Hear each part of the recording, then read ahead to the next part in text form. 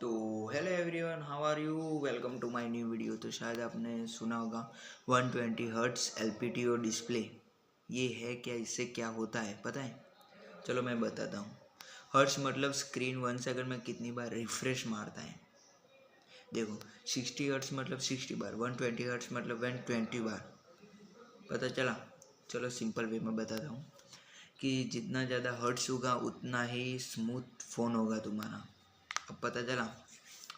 अब दूसरी बात, ये एल है क्या?